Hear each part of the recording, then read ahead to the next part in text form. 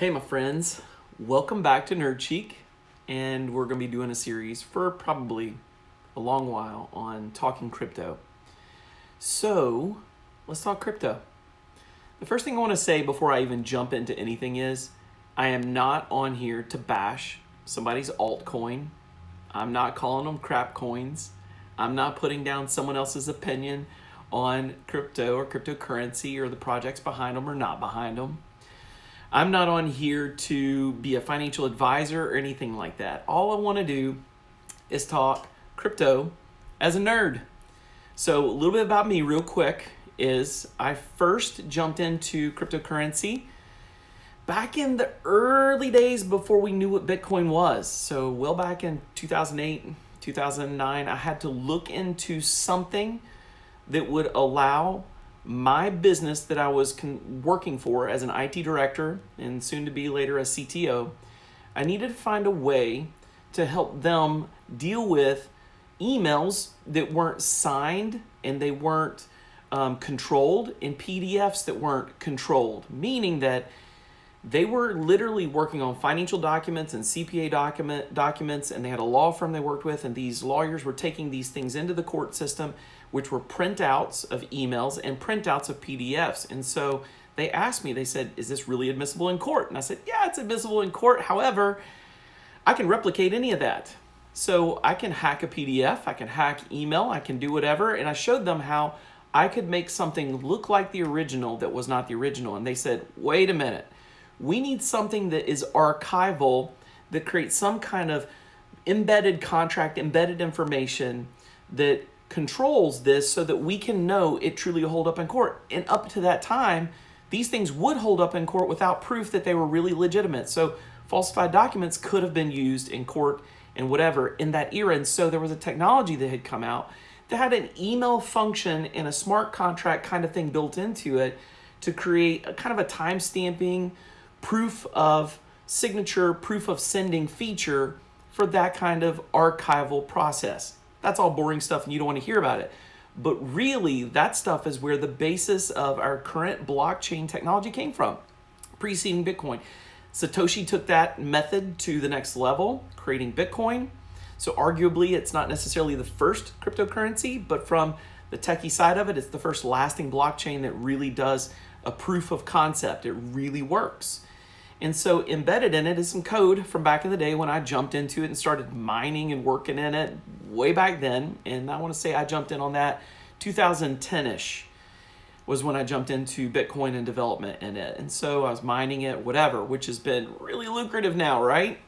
So from that vantage point, I want to talk about cryptocurrency. I'm not someone that understands markets. I don't do bar charts and graphs, and I'm not going to tell you how to invest your money. All I'm going to talk to you about is from the nerdy side of things, the tech side of things, what I see going on. And guess what? I might not be the best person to tell you about everything. So I'll bring some other people in to talk to us about these things who are professionals in these fields that I've worked with or taught with or had conversations with even recently. But the main thing is I want to cover some things in crypto to help people get started, to kind of bring it down to our level and at the same time have some level of safety whenever working with it, okay?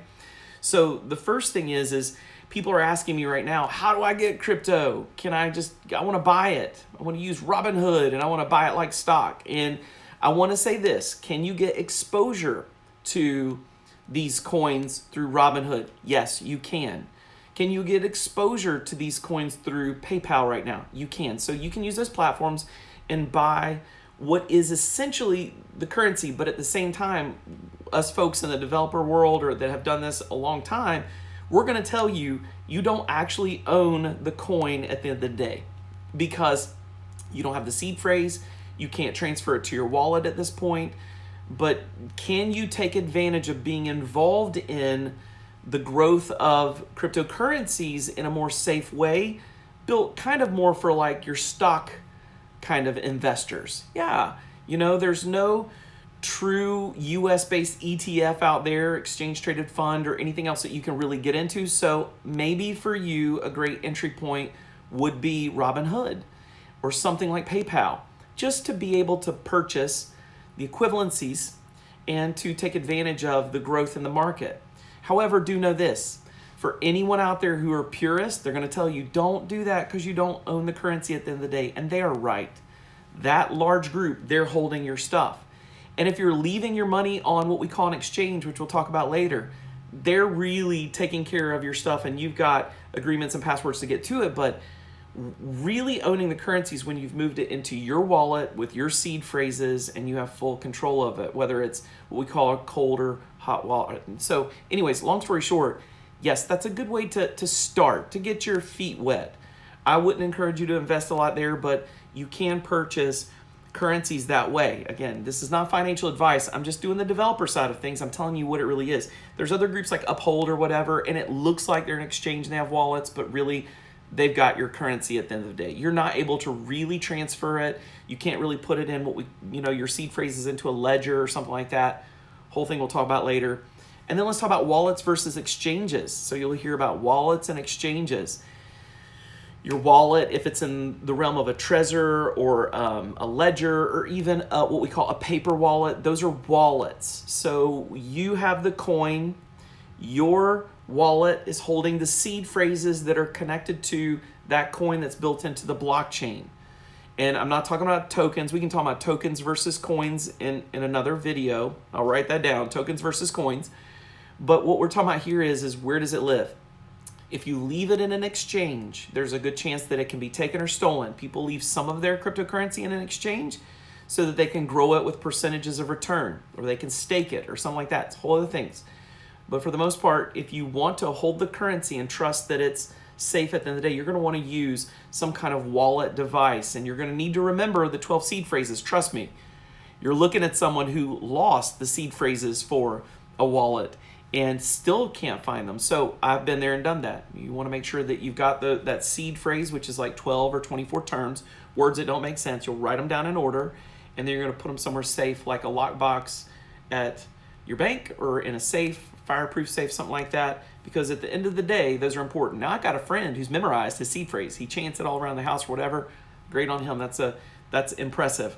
All right, and then there's mining versus investing. A lot of folks are jumping in. They want to get into it, and they're like, I want to get it purist. Great, you want to mine.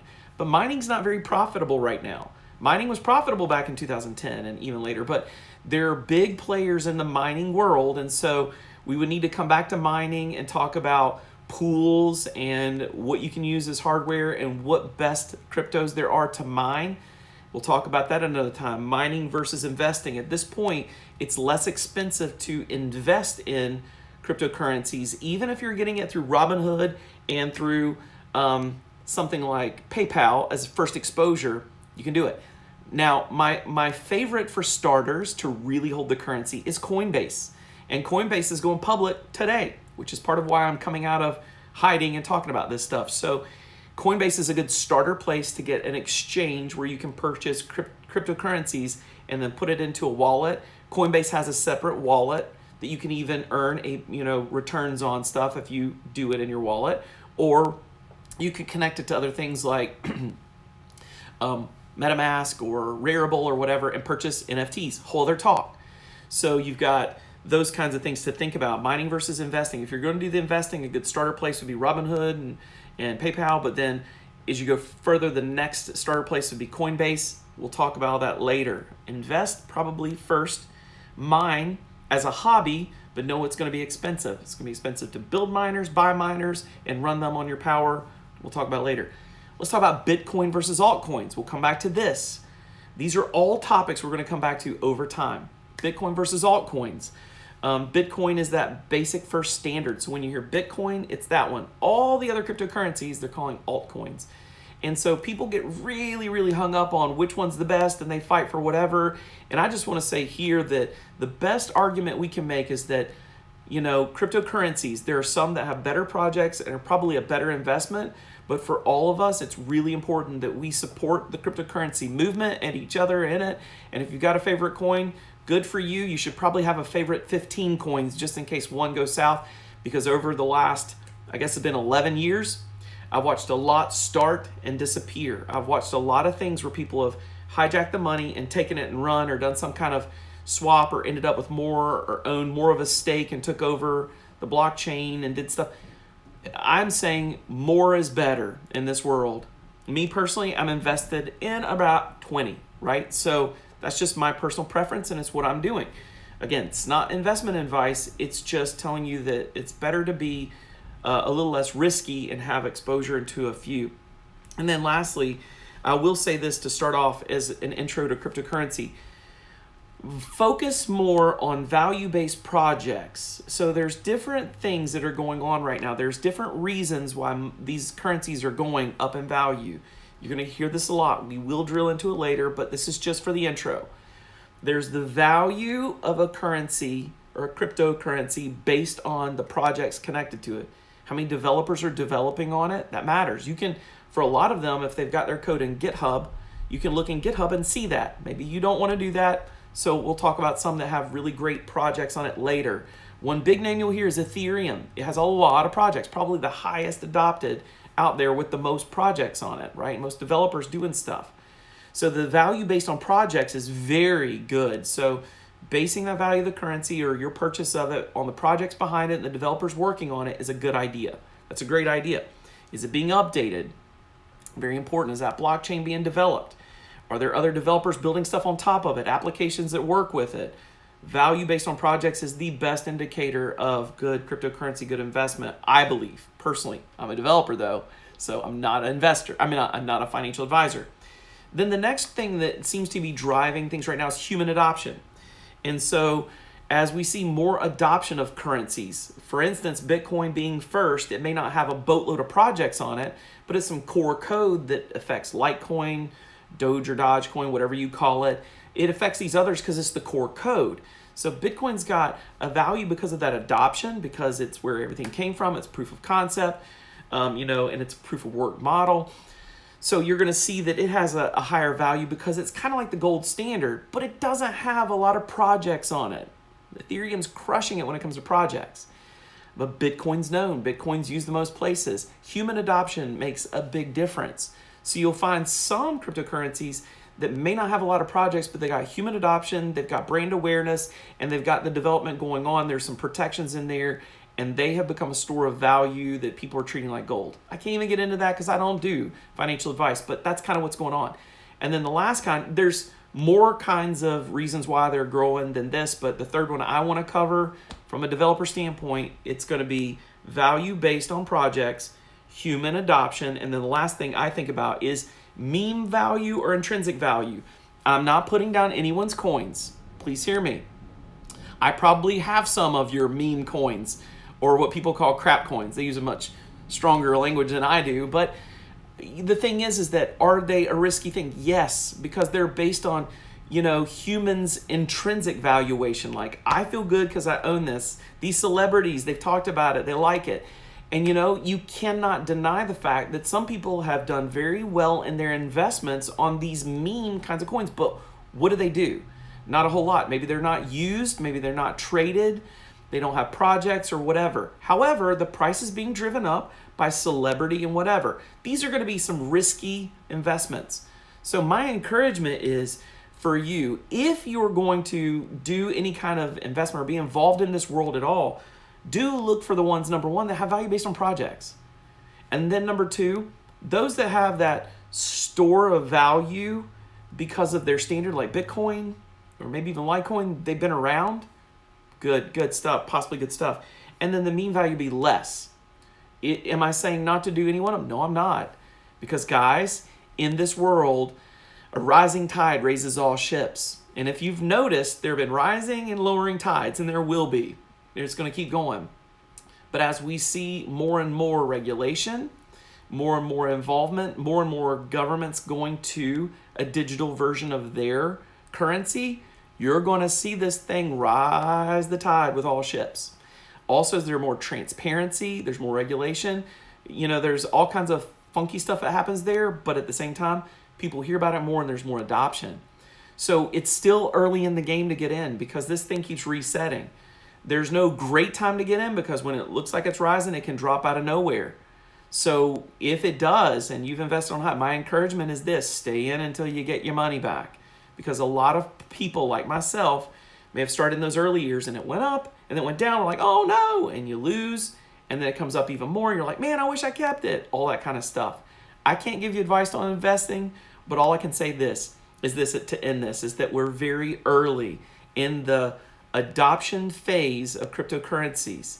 When you've got Visa and others starting to say that we're going to access these, we're going to utilize these, which is happening, we'll talk about in another video, then you can know that this thing's at a tipping point, okay?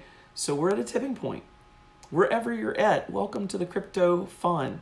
You've not heard me talk about it here, but I'm going to talk a little more about it over time. And thanks for getting on. Be sure to subscribe to this channel. If you've got things you want to bring to the table in this, hit the comments and tell me about them. If you've got questions, hit the comments and tell me. Some people are messaging me through social media. That's great. That's why I'm doing this, because I've had a lot of questions asked. And we just so are glad you're with us for this journey. Am I going away from everything else I do at Nerd Chic? No. So keep coming back for our tutorials and our nerdiness. Go find us on the Ask the Nerd website and go to Rarible and find one of our original first NFTs out there right now. You guys have a good one. Take care, and thanks for tuning in to Nerd Chic.